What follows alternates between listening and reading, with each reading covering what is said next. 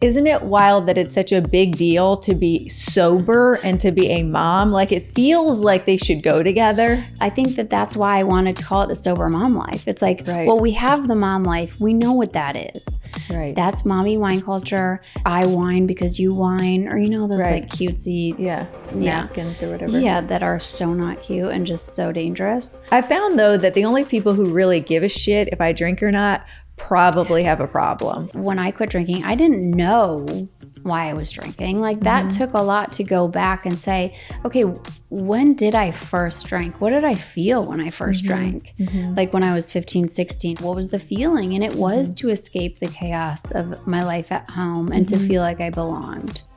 Welcome to Cake for Dinner. This is not your everyday mom podcast. We laugh, we curse, we tell the truth, and we're here to ditch the perfection culture.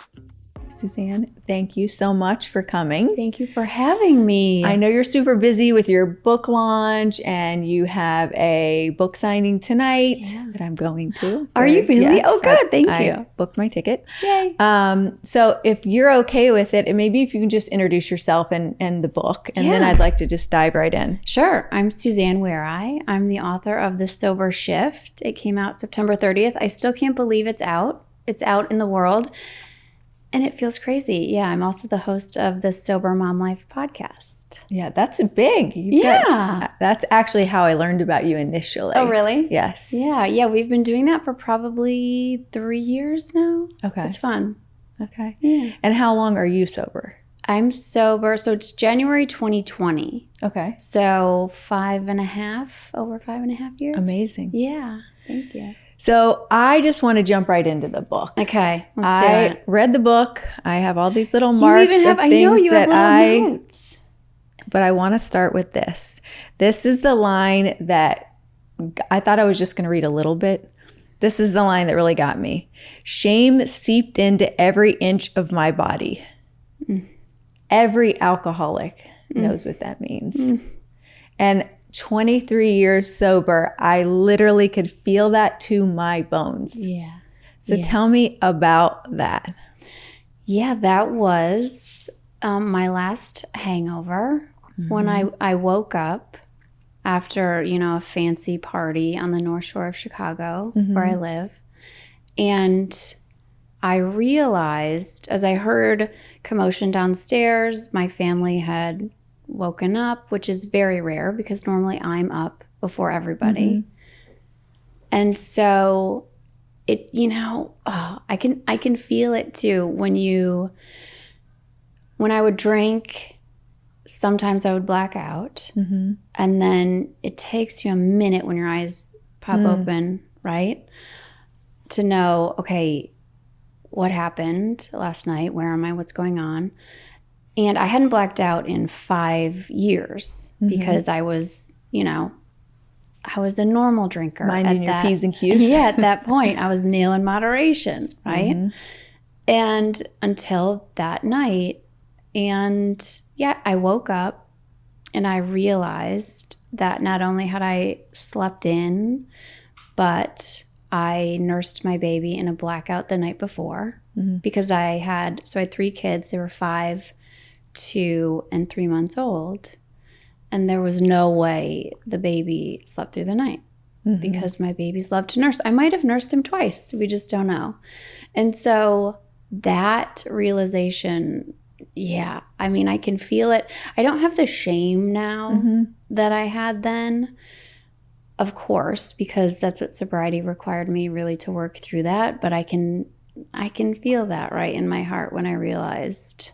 I can feel it. Yeah. I think that's good though. Like I don't have any desire to turn back. Yeah. But for me, knowing what that really feels like has kept me sober for a really long time. And you explain it well, like just those few seconds, like right when your eyeballs open and you are alert to the world.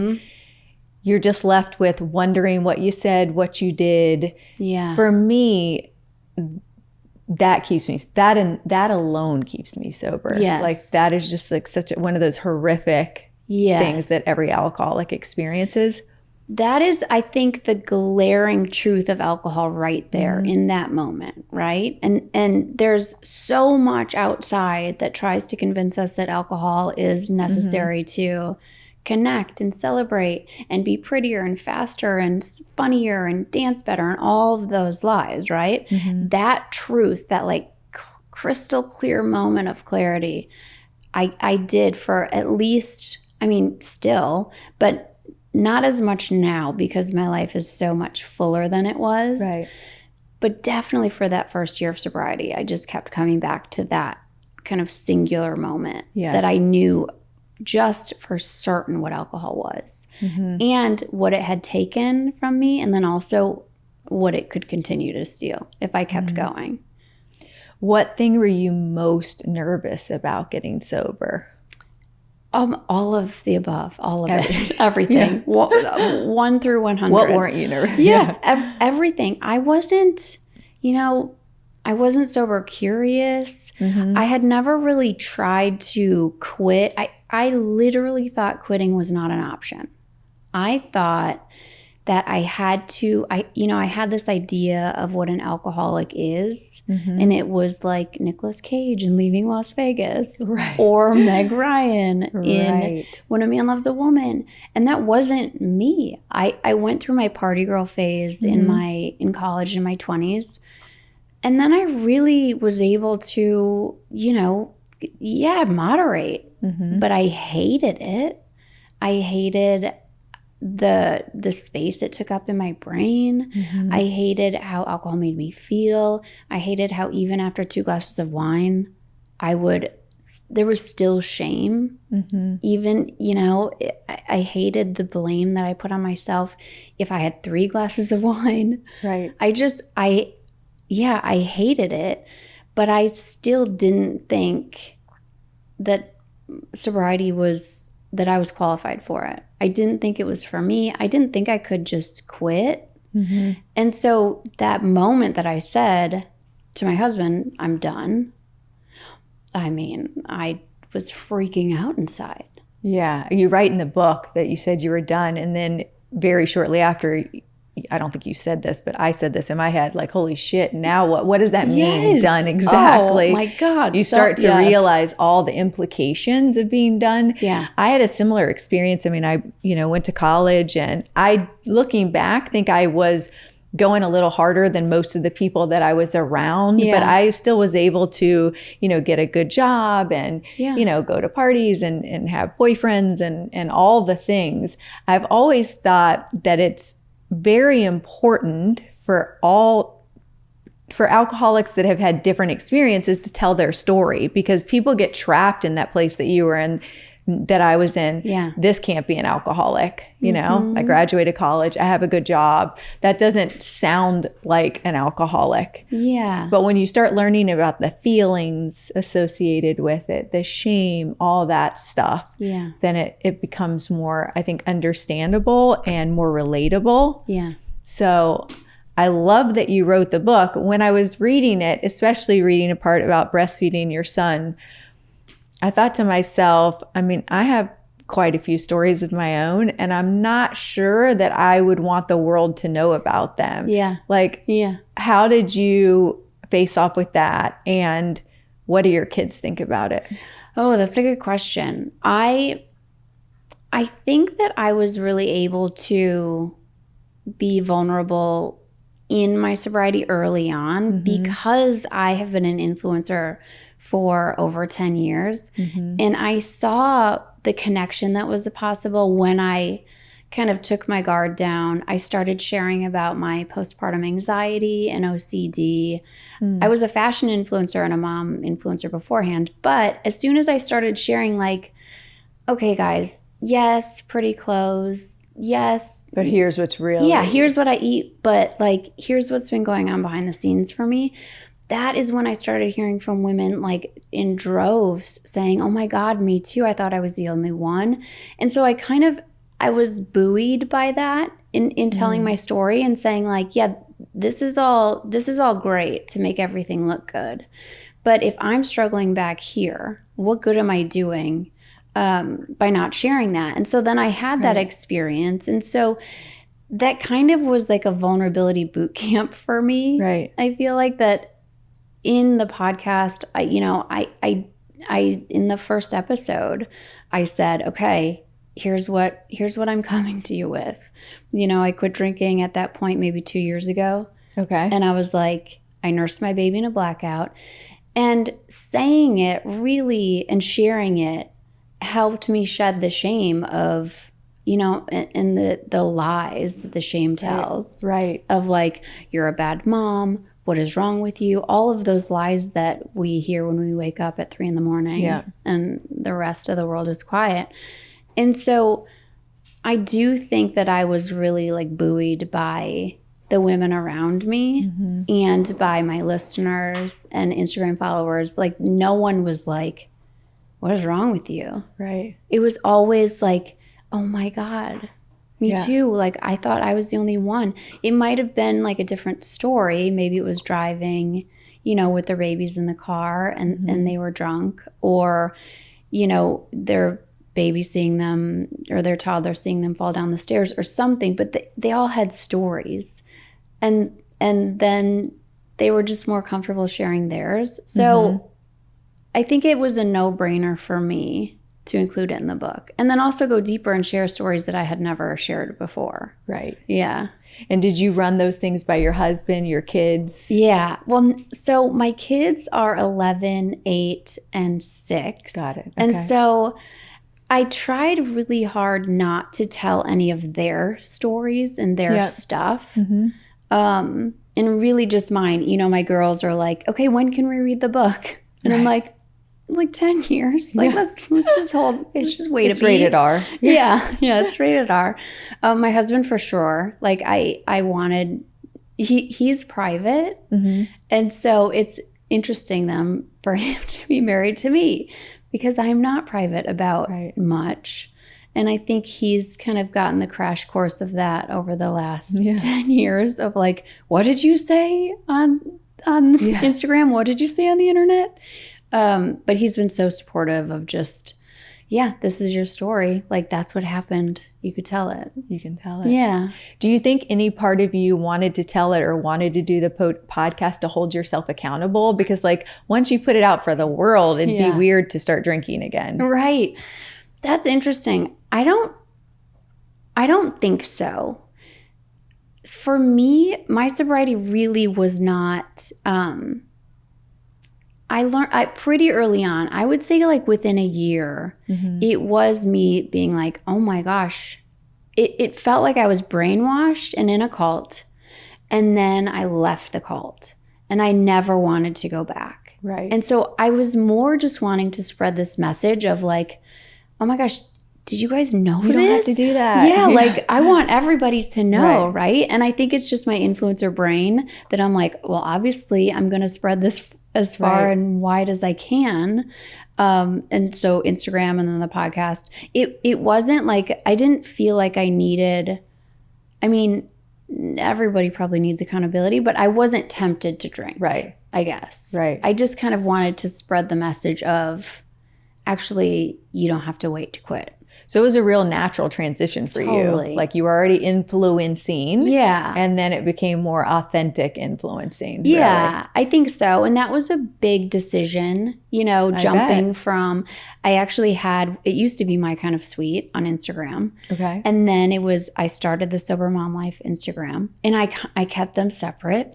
And I was like, let me just try this on to see how this feels, to kind of figure out how I'm thinking about my sobriety. Yeah. And like, how am I going to talk about it and what does it feel like for me? And so I was playing around, really keeping it away from my big, from my bigger audience until my friend Katie Rexing was like, what are you doing?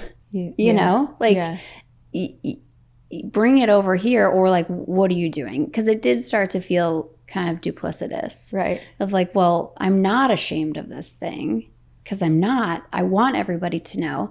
But then also, I'm afraid. Sure. Because I have brand deals. I have an agent. I have campaigns. And I knew that bringing sobriety over meant those would go away. And they did. And they did. They did. Yeah. It was, wow. It was like, it was a decision of me saying, okay, I am going to let, my agent go over here. Like, we're not going to pursue campaigns anymore, because there's not, there's not a lot of sobriety campaigns, really. So you walked away from that knowing that you just had more of a drive to be authentic and to share this part of yourself. Yeah. Yeah. And I jumped. And I think that it's, it's required in sobriety and in life to jump. Yeah. And just to say, like, okay, I don't know. Don't you think it is wild that, like, sober mom life, that, like, that's such, isn't it wild that it's such a big deal to be sober and to be a mom? Like, it feels like they should go together more than they naturally do. Yeah, because they don't. Am I making sense? It's you are making sense. So they do not. No, they don't at all go together. And that's, I think that's why I wanted to call it the sober mom life. It's like, well, we have the mom life. We know what that is. Right. That's mommy wine culture. That is, I drink because or I whine because you whine, or, those like cutesy napkins or whatever. Yeah, that are so not cute and just so dangerous. Yeah. And I was a part of that before the sober mom life. I was, making alcohol look glamorous and saying, like, hey, yeah, wine, we can look forward to wine at night and it makes motherhood easier. Right. And then having to say, there's no way it makes it easier. It makes it so much harder. Yeah. Yeah. Yeah, I found that in my early sobriety just wild that, I would be at school functions and people were drinking, and I felt so inadequate personally at that stage in life. I was newly sober, or, I don't know, I'd been sober 5 or 6 years, but still, I was a single mom, and I just felt like from the outside you could just see that I was a mess, kind of, you know what I mean? Right. And then I was sober on top of it. Like, oh my gosh. Like, I remember when I first started dating my husband, this couple invited us over, and I was like, oh, this is like going to be great. Like, it was like this little private school, and we went over there, and they were super nice. But as soon as we got there, they greeted us with, they were very immersed in the drinking culture. Yeah. And the nicest couple, and they had this beautiful home, and I was like, oh, I don't drink. And then he was like, I don't drink either. And we just got weirder by the minute, Yeah. And when we left on our way to the car, I said, they're never going to have us back, And I knew. And it was totally fine. And we weren't fun. Yeah. Like, if that was your idea of fun, we were not fun, also, probably when you're sober, like, the idea of being with someone who drinks also isn't fun. Yeah. Right? Yeah. It's like, well, I don't really want to, if you're drinking, fine. But if that's the goal, right? Yeah, then that's not fun. Yeah. Right? Yeah. Yeah. No, I think that, I challenge in the book the idea that there's normal drinkers and then alcoholics when there's, alcohol at a preschool event or at Montessori or at, like, there's alcohol everywhere. Well, it's kind of like food. I mean, people are conditioned to celebrate with certain things. Yeah. I think that's one of the, like, you almost have to let go of that when you get sober. I can remember when I got sober, I was 27. I literally remember thinking, like, oh my God, what am I going to do at my wedding? Right. I didn't even have a boyfriend, first of all. Yes. But, you're just conditioned to think that those are things that go along with celebration, And with abundance, right? Sure. Like that if I didn't have this at my wedding, that I would somehow be depriving myself and I would be missing out on this thing that would make this moment even more special. And I served alcohol at my wedding just to please, I think, to be more normal, to make it a normal wedding, I guess. And I don't have any problem with, majority of my friends drink, but I wasn't at the stage in my life where I was comfortable just leading with, this is me and this is my thing. Right. And, I think a lot of women struggle with that. I do. Yeah. Just to say, like, hey, I'm actually not drinking tonight, this week, on this vacation. That's it. Like, that's the end of the sentence, instead of like, oh, are you okay if, right? And kind of the people pleasing and wanting to take care of everyone around us. I found, though, that the only people who really give a shit if I drink or not probably have a problem. Yeah, I mean, because most people, especially, I'm 51. I mean, at this stage in life, for the love of God, we can't have a brunch without you wondering, right. So I find that the only times that I felt like kind of pushed in that direction are probably people who are maybe struggling themselves or, want a little friend in their struggle or whatever that is. For the most part, if anything, I find that people, I can only see this now from the lens that I'm looking from now, that I see that women envy it. I think so too.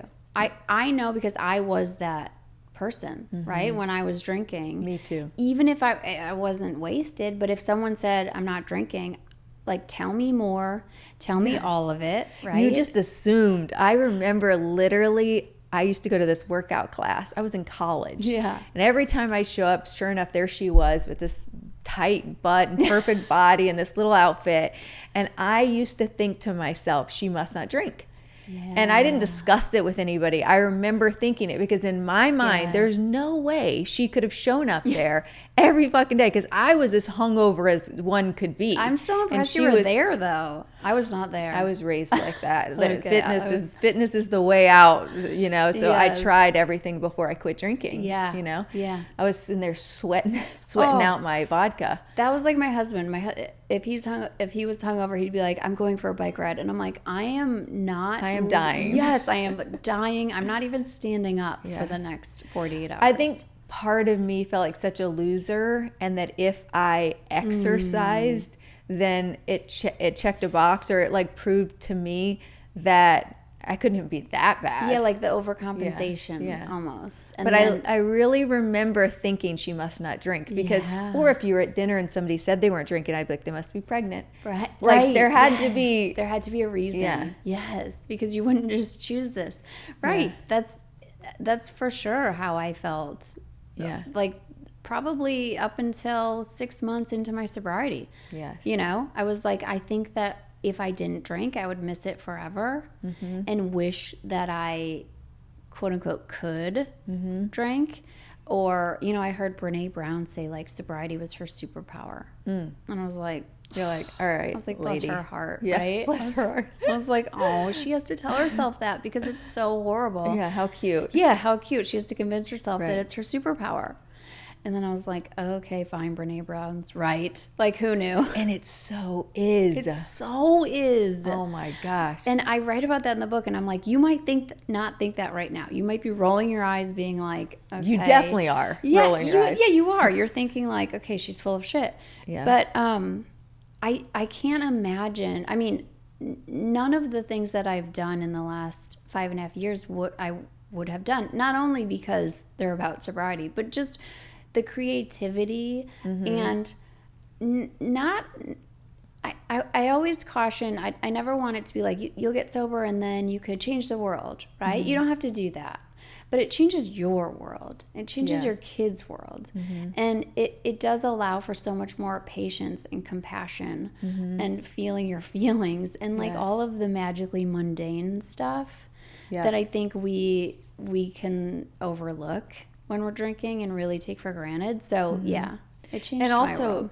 It changes how you show up for life. Like my life actually has been harder since being sober, I think, based on the age. You know, I had to go through, like, I've been divorced and my first husband died of a drug overdose. Oh, like, I'm so sorry. Yeah, so like a lot of tough things, but I know that without my sobriety, I wouldn't have been able to show up the way I did. And it's, given me a lot of, some real hard-earned wisdom, I think, I think that it's mine, my dad passed away just over a year into my sobriety, and it was pretty a tragic loss for me. And it did feel kind of like a feelings boot camp. And it was like, okay. And it was a choice of, sure, everyone would understand, right, if I drank. But I didn't want to because I wanted to feel this. I didn't want to feel the grief, but I wanted to feel the love, right? And that loss just totally pointed to the love first. And so it was just like a feelings boot camp of like, if I can get through this, if I can feel this and not like tap out and not count myself out and be like, well, obviously you're not strong enough to feel these feelings, right? It's like, no, I'd fall on my knees and feel the feelings and then get up. And that really did put into perspective all of the other stuff, right? Like social anxiety or like, like all of the just stuff that I thought I couldn't do. It's like, well, if I could do this, I can feel that. You can do it. Yeah. Yeah, I think it's Glennon Doyle that says life can be brutal, right? It's like brutal and beautiful. Yeah. And I don't think alcohol it's not like you can numb the bad feelings and then feel the good feelings. It's like losing weight. You can't just lose it in your big butt and then and have a tight waist. You know what I mean? It's like it just doesn't work like that. No, it doesn't. So you numb the pain, but you're also numbing all the goodness of being there for the person or all that stuff. And I don't think, I know I didn't realize that when I was drinking, even like 2 or 3 glasses of wine. Sure. It was like, well, I deserve an escape. I deserve this, right? But I didn't realize until I quit what I was missing and what I was numbing. Like, yes, I was numbing, the chaotic life and, some just frustration or overwhelm as a mom. But I was missing these like little moments that make up my life. And I had always wanted to be a mom. I had always wanted to be married. I had always wanted this life that I had. Yeah. And now I'm going to miss this stuff, this little moments, just because I kind of count myself out and say to myself, well, you can't stand feeling frustrated or you can't stand feeling overwhelmed, And so now, like, I'm not saying I sit in my feelings all the time because that would be gross and disgusting. But finding healthy ways to cope and to escape in healthy ways. Yeah. And then like really being here to see all the small, I've been thinking of them as like magically mundane because that's what they feel like. They feel very like hard to pinpoint those moments with my kids, with my family, with my husband, like when we're playing cards, on like we just played cards 2 nights ago. And the chaos and the laughter and the I would have probably had a glass of wine. And just looking at that, I wouldn't have lost anything from the outside. But you don't feel it the same. No, you do, and you don't know that until you remove the alcohol. And so you could say, well, everybody's safe, we're happy, we're laughing, we're having fun. But until you remove that thing, you have no idea what you're missing. And I know I didn't. I interviewed the founder of Tower 28 this morning, actually, and I think she called those moments extraordinarily ordinary. Yes. They're the ordinary moments, but that are just so extraordinary if you're available for them. Yeah, if you can see them and be there for them. Yeah. So I coach teenage girls. Yeah. And that's kind of one of the things we focus on because they're young, 15, 16, 17 years old, trying to abstain from alcohol, which is young, right? And they haven't had a ton of life experience yet. And one of the things I talk to them about, which kind of piggybacks on what you're saying, is it isn't necessarily about abstaining from the thing or taking the thing away. It's more about creating and building a life that you love, that you're excited about, that you have energy for. Yeah. And then maybe at the end of all that, you look at it and you decide, do you want to push y'all in? Right. Over a fucking beverage. Right. Like at the end of the day, it's a beverage, Yeah. Well, and the thing is, and moms feel this all the time. And 15, 16, like I think about that. That's when I started drinking, which is wild. That it is going to feel like a loss at first, I think, because it is. Yeah. Right. And I always make sure to tell, the moms in the cafe or anyone I'm talking to who's just like, why am I feeling sad or what is going on? I'm like, you're not a lunatic. This was serving a purpose for you. Sure. Like it wore off. It didn't work anymore. And now it's wreaking havoc. But this thing was there for you when you needed it. And now you're going to take it away and you are going to feel more. You'll feel more, I think. You'll feel more, but you will feel like grief and mourning. You'll feel the gaps. Yes. Right? You will feel the gaps. I think those feelings come heavy initially, right? Because they're not deadened. They're not so you feel, I do think you feel more sad. Totally. Because I think you're in the burning down. You're just burning shit down. Like you haven't started building yet. So you're still left with the original feelings that you drank about. Right. Yes. Now you don't have the escape to sort of mask it. Yep. So you're still the same person struggling, if you will. Yeah. And so you're going to feel that until you're in the building. And you'll get to the building. I think, a lot of women, if they're like, I want to quit drinking, and then 3 weeks, and then they kind of go back, they get into this cyclical pattern, right? Yeah. It is like they don't get to that building part because the burning down feels so bad.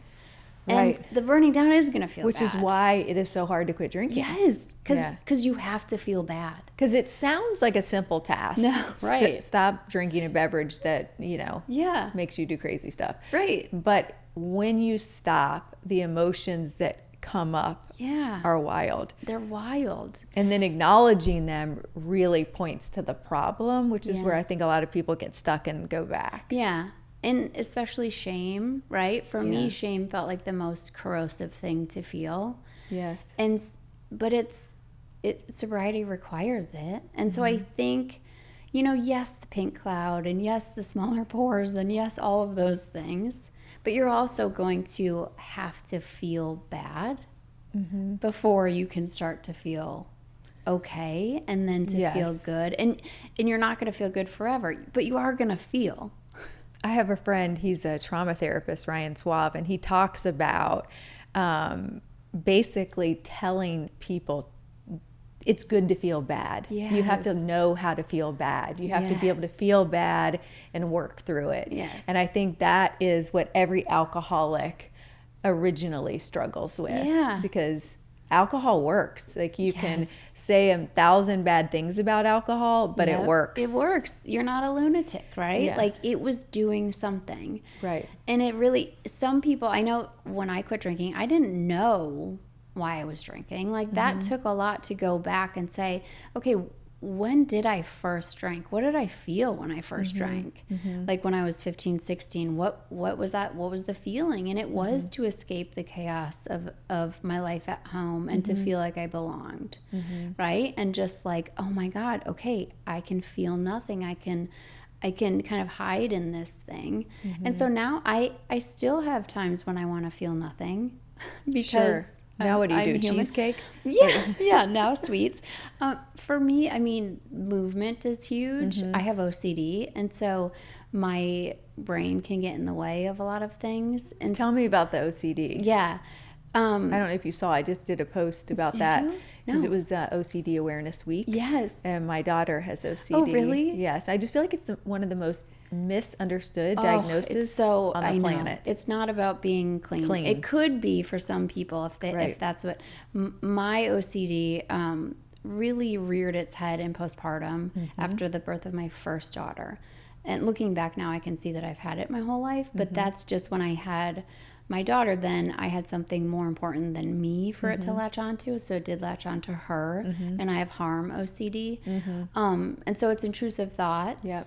And, that's probably the biggest characteristic is intrusive thoughts. And then those are kind of the obsessions. And then the compulsion of like, how are you going to stop these intrusive thoughts? Mine was tricky because my compulsions are mental, and so it's really easy to hide. Mine were, saying prayers, and I used to be religious. I'm not particularly religious anymore, so it was odd that was the thing. And I would just either say, there was a Ray LaMontagne song lyric that I would say over and over, and I'm talking about like all day long, because you think if you don't, then this thing is going to happen. And so I struggled with that without really, I tried to talk to my husband and my mom, but they didn't get it. Nobody, OCD is so hard to, even being the mom of a child with OCD, I've had trouble like even connecting with other moms, because try explaining that to someone like at a lunch, they're like, what? Right. No, you can't. And then to say, for the person with OCD, it's very scary to say it out loud, because when you are trying your entire day not to think this thing, you're not going to say it, right? Because then you're just going to think it. And so it's really, you're just in a battle with your mind. Did you do exposure therapy? I did. No, because exposure therapy for me, with harm OCD. Yes, got it. That thankfully just, I did CBT, and then I got a psychiatrist, and I got on meds, and that saved my life, and I'll be on them forever. And you know, my husband and my mom really were so helpful as much as they could be. I think if you're listening to this and you're a mom and you think your child has OCD, or you do, because it's so underdiagnosed and people really don't understand it. One of the times that it does seem to come up is postpartum. Yes. Because when my daughter was struggling, she was 14. It was really, really, really dark. And as we got through it, she's now 19 and doing amazing. But as we got through it, he said that pregnancy is actually one of the times that, he said, transitional times, going away to college, having a baby. Makes sense. Yeah. It's scary, and just, you know, get help. Like, because there is such great help for OCD, but people don't know. Yes. I think also people feel crazy when they're in it. She kept a lot of it to herself, and she was young. But I can't imagine going through it that young, because you feel like you're going to be locked up. Like, her behavior was very erratic. Yes. And so I also think people will assume somebody has bad behavior, or that they're super anxious or whatever, because it kind of like hides. And then you know. And sometimes it's treated as anxiety or depression, because it can lead to those things, but it's not. It's a very different, it's very specific with the intrusive thoughts and then the compulsion. So, and you got help for that before getting sober. Yes. Yeah. And so actually, it's been a journey, after, Suzanne. I know. After my first baby, I didn't drink much because of my OCD. Because and it scared you a little bit? Yeah. I almost didn't have room to even, you know, moderation requires a lot of rules, a lot of mental energy. I didn't have that. Like, I had mental energy for nothing, because my brain was taken up by these intrusive thoughts. Right. And so it wasn't even on my radar. You were just trying to stay alive. Yes. I was just trying to stay alive. Yes. And then once I got pregnant again. My OCD is always okay when I'm pregnant. I still stayed on meds, though. There's something sweet about that. I know. Yeah. I stayed on meds through 2 more pregnancies and breastfeeding. And then kind of once it was stable, and then kind of I was like, oh, now I can think about moderation. And now I can drink. Yes, now I could drink. And yeah. Is there anything for me, I'm pretty outspoken. I was a little worried about that. Would I be able to be funny when I drank or when I didn't drink? Yes. And the other thing that I was so fearful of, and literally just accomplished it at year 22, dancing. Yes, I was going to say dancing. Dancing sober. I mean, I did it a few times. I actually had my husband drop me off, and this is the weirdest thing anyone's ever done. I had him drop me off at this nightclub my friend was having. Not even somebody I was friends with. I literally went to dance only. I wanted to see if I could dance. And I was like, you're not coming. I'm going by myself. I went in and just got like right in the middle and just danced my heart out. Meanwhile, I was riddled with fear. I felt like a weirdo. I'm sure I looked like a weirdo. So it didn't exactly go great. And then I texted him and he came and picked me up. He was just like, what are you doing? You know? I love that. But recently, the first girl I ever helped in sobriety, she got married, and I was the maid of honor. I'm like, first of all, 50 is old to be a maid of honor, but I was like, this is my chance. Yes. And I'm going to show you pictures later. Yes. You are going to thank me. It's the funniest shit you've ever seen.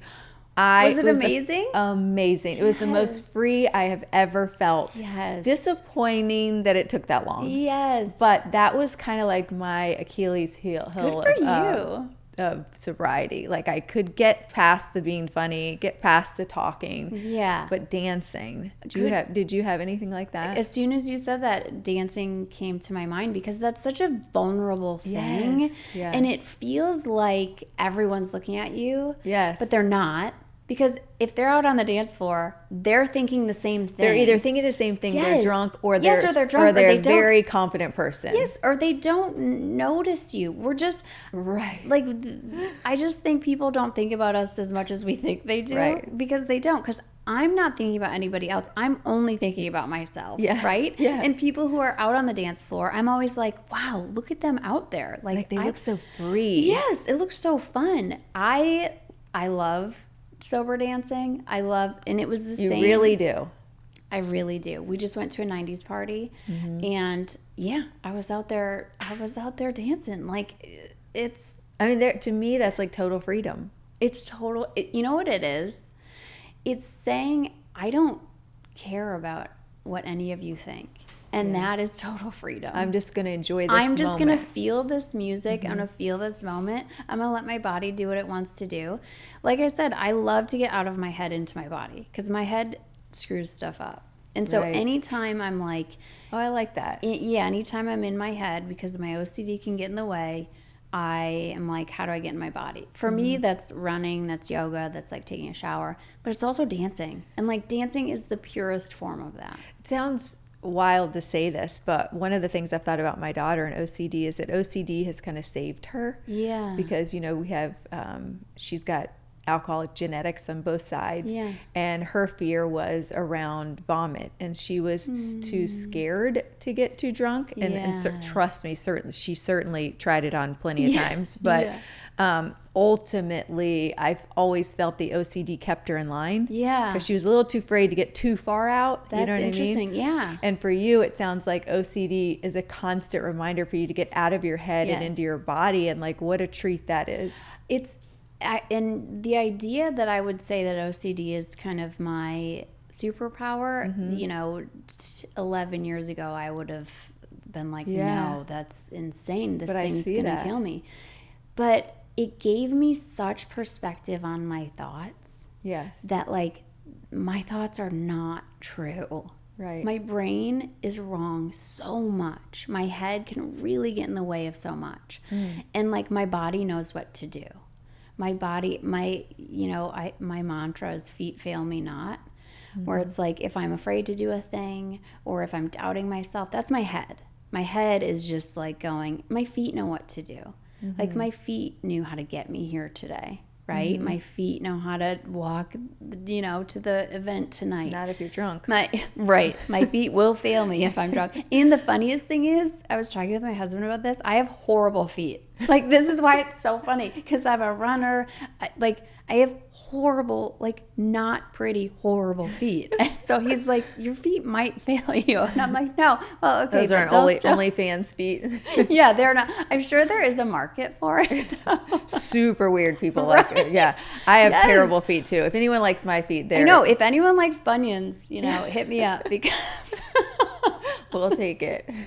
I'm kidding. That was a joke. Not for me. All are welcome on my page. Yeah, you guys go. So out of my head, into my body. I love that's where that. It is, yeah. And that's how life goes, right? Like, sometimes the thing you think is just going to kill you ends up being the thing that, like, OCD, sobriety, the thing that, like, has built this whole platform where you're helping other women. Yeah. Like, I'm reading this book at 23 years sober. I'm going to tell you, I read it in the car because sometimes it's the only time I can be alone. But I was, that line about the shame seeping in was just like, in that moment for a second, I was just overwhelmed with gratitude for being sober. Yes. Thank you. I'm so glad. Yeah. Because that idea that I won't ever feel like that again. Yeah. You know, by removing alcohol, like, I have removed shame. I worked through it. I talked through it. I shed it. But the idea that by removing this one thing, I'm not going to feel that, like, deep sense of questioning who I am and, like, my value, my worth. Who I am as a mom. Like, that is, for me, that's what sobriety is all about. I like in the book when you talked about, I think it was a pajama party, if I'm not wrong. But you do such a good job of painting the picture of, like, you know, an alcoholic can just be a mom, a woman who's just out there living her regular life, Yeah. right? And you talk about at the pajama party of feeling a little inadequate. Yes. Was that something that you felt often, like growing up? For sure. I think, yeah, that's kind of the default setting. I'm not sure why. You know, yeah, my parents got divorced and it seemed like everybody's parents were together. That's probably the start of it, of like, okay, my family life is different at home. Maybe this is something to be ashamed of. Like, this doesn't quite measure up. And then I live in a place that is, you know, Ivy Leaguers and blue bloods, and that's not my story. Yeah. And so, and no matter what you have on, you're still you walk in with that. I could feel that when you were writing that, because where we live, it's very much like that as well. And at the heart, I'm a kid that grew up on the free lunch line, no money, you know. But again, through years of sobriety, now I realize like how lucky I am to have had that experience and have all the, like, you know, the good stuff that comes with that. Yeah. Also, I think those feelings of inadequacy can be just as loud in sobriety, in the mom culture. If you're not grounded in who you are and you're not confident, I mean, you can feel like a complete loser at a pajama party sober too. Right. No, it's so true. And especially in motherhood, right? When we're kind of pitting ourselves like, oh no, her kid is doing this. And is my kid doing that? Right. And like, she doesn't do red dye number, whatever. Yeah. And like, I do that. I have worked very hard not to fall into that trap. Sometimes I'm not... You know, it's hard. My parenting motto is half-ass, whole heart, which is like, you're probably going to get red dye. That's my new parenting motto. Yes. Half-ass, whole heart. Half-ass. Like, I'm kind of going to half-ass the things that don't really matter. Right. Like, and I'm sorry if anybody listening to this is really against red dye. Like, I get it. We all have our things. But, like, my kids, you know, sometimes have cereal for dinner. And cake for dinner. Listen, no judgment here, Suzanne. No, I do too. Yeah. And you know, the stuff that doesn't matter, I try to remember that it doesn't matter.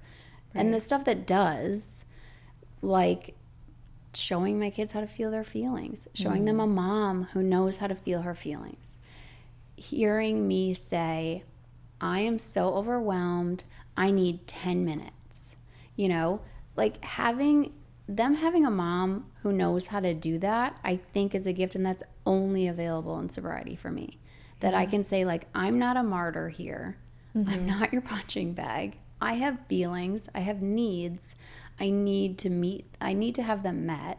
Right. And so I need this. You know, do they always listen? No. Like, they're 11, 8, and 6. Like, they come and find me wherever I am. But being able to say, I'm frustrated, I'm sad. They saw me grieving, you know, and they've seen me cry. They've seen my husband and I fight and then make up, right? Like, they see these very real human experiences, which I'm hoping then allows them to feel all of their feelings and have their own I think also then they're naturally more prepared for the feeling. It doesn't mean that the feelings won't be hard for them either. Right. But you know, I think we grew up in a different time, right? Where like you didn't really see that. I always say, because I deal a lot with this women getting sober, that moms who feel guilty, like I don't know how much a kid learns from having like the crust cut off their bread and having a perfect lunch, you know, but you take a mom who rises after adversity and lives the example, they're learning, you know? So I think you're right. It's like the stuff that matters and the stuff that doesn't. And, you know, but that also is hard earned, you know, that wisdom and being able to differentiate. You know, when the kids were young, I had, you know, all the stuff made or even when I was pregnant, not to get into a sad story, but my first husband left when I was pregnant with the twins. And I write this in another book that I'm writing, my memoir. It's not out. I mean, it's not even a real book yet, but it's just in my head. But like the idea that I had so much planned and it was such a curated thing, and I could visualize what I was going to be like, and everything was going to be homemade. I was going to deliver them naturally. Yep. After he left, it all went to hell, God. because it was like you're hit with what really is important and what real life is. And if those things are of value to you, great, pursue them. Right. But when push comes to shove, you've got to be grounded in knowing what actually matters. Yes. Especially when you're raising people. Right. To be adults that can handle emotions. Right. Yeah. Like what's foundational to them and what matters. And that, it can be so easy to get swept away in like an Instagram algorithm. Right. We all do. Yeah. Of like, oh no, like her kid has her hair done every, like if I can get my 8-year-old to brush her hair once a day, I'm good. Like that, right? Yes. They're not going to have like perfect bows. They're just not. Yeah. And like, okay. That is the joy of having older kids and younger kids, because my little kid, I'm like, who gives a shit? Yeah. Like, you know what I mean? This poor guy, I'm like, does anyone fed him? I know. Like, I know. My little one will just like make his own quesadillas. The other day he was like opening the microwave. I'm like, what are you doing? He's like, just making my dinner because no one else is. I'm like, okay, great. but amazing. What? Do you have someone else coming at 3? Yeah. It's 3 now. Do you want to just check your phone or? Where is it? I didn't mean to interrupt. I don't want her to be sitting down there and nobody answering, Yeah. Here, I'll give it to you. Oh, my phone's... We're just carrying on and on. We could talk forever.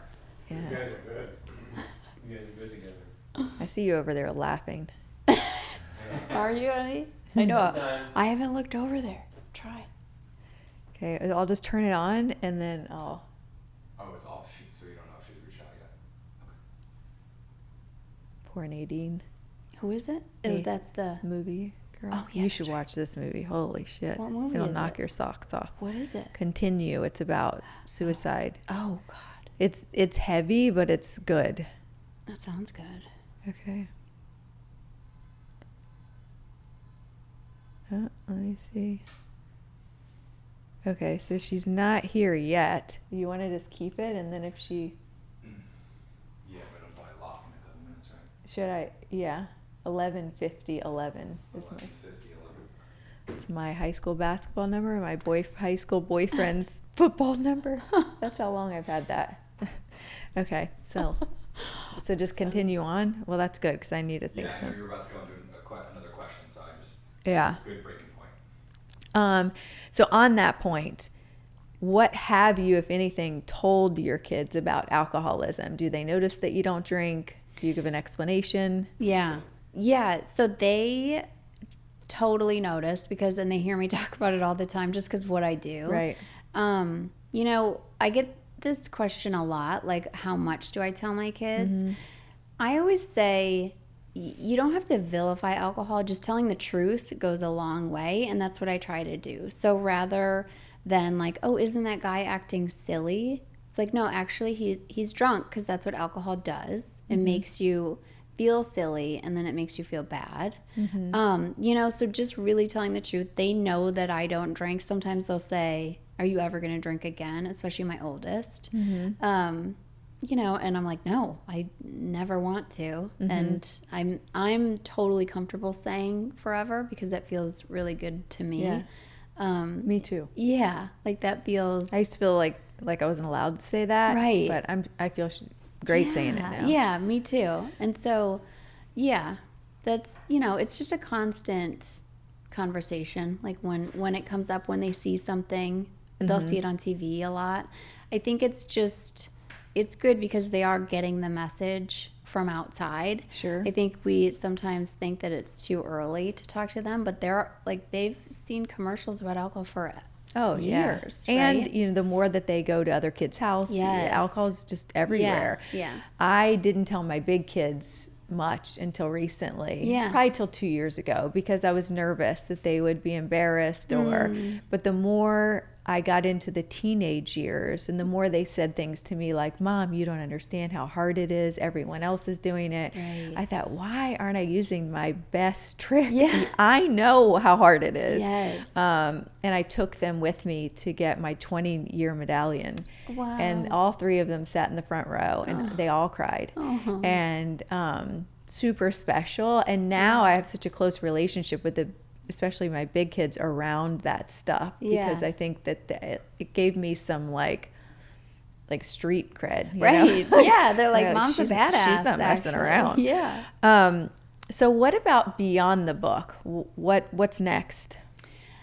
You know, it's just been so lovely getting to go out into the world and connect with listeners and readers. I record my podcast in my closet in my house.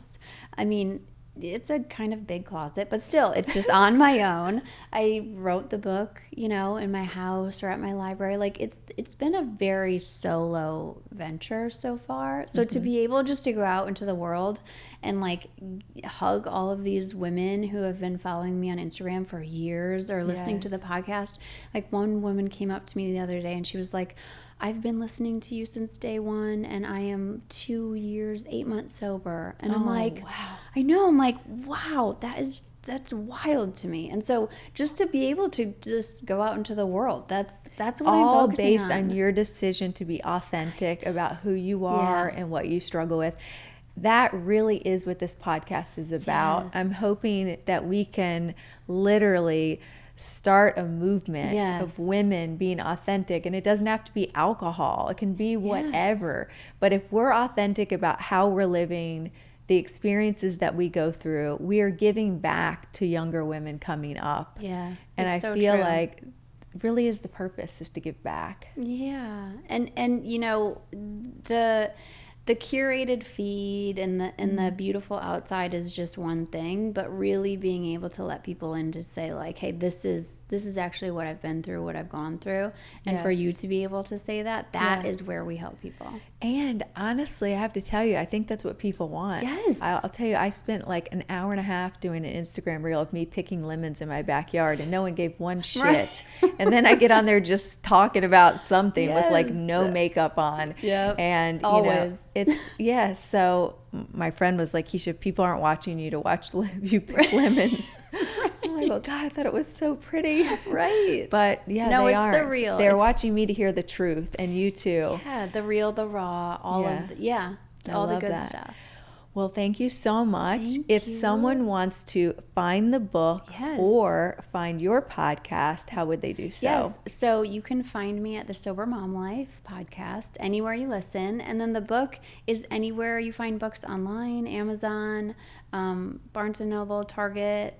And I'll link it here too. Great. It's a good one. Thanks so much. Thank you.